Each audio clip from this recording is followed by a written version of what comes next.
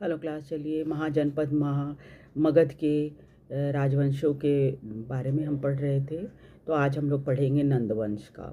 नंदवंश प्राचीन भारत का एक राजवंश था जिसने लगभग 344 ईसा पूर्व से लेकर 322 ईसा पूर्व तक मगध पर शासन किया था। इस वंश की स्थापना महापद्म नंद ने की थी, जिसने शिशुनाग वंश के अंतिम शासक महानंदिन की हत्या कर दी थी और उसके बाद सत्ता हथिया लिया था। नंदवंश के समय मगध उत्तरी भारत का बहुत ही शक्तिशाली राज्य था। ये गंगा के मैदानी इलाकों में फैला हुआ था और इसकी सेना बहुत ही शक्तिशाली थी, जिसमें 2 लाख पैदल सैनिक थे।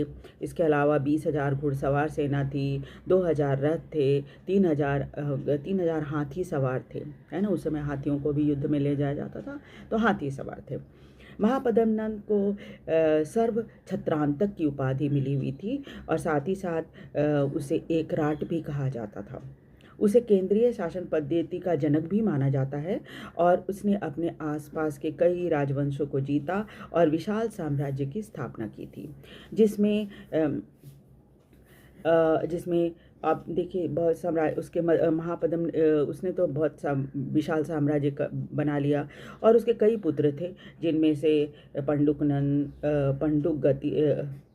गतिनंद, भूतपाल नंद, राष्ट्रपाल नंद, गोविशान नंद, दशसिंधक नंद, केवनंद और धनानंद, इतने बेटे थे उसके। ठीक है, और सब बारी बारी से गद्दी पर बैठे। 1 साल तो सभी ने शासन किया।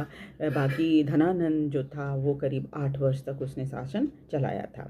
धनानंद थोड़ा लालची था धन के मामले में और अक्सर कर वगैरह बहुत ज़्यादा लिया करता था, तो प्रजा के बीच थोड़ा सा मतलब बदनाम हो गया था वो। और इसी बीच क्या हुआ था कि जब अलेक्जेंडर ने भारत पर आक्रमण किया, सिकंदर ने, तो जो ये थे चाणक्य, वो इनके पास आए और आकर इनको बोला कि आप पूरे सारे भारत को एकजुट कीजिए। लेकिन धनानंद ने इनकी बात नहीं सुनी, बहुत बेइज्जती की इनको अपने दरबार से बाहर निकाल दिया। तो इसके बाद क्या हुआ कि वो अपने शिष्य चंद्रगुप्त मौर्य की मदद से उन्होंने धनानंद को पराजित किया, फिर उसे मार दिया और मगध पर अपना शासन स्थापित कर लिया।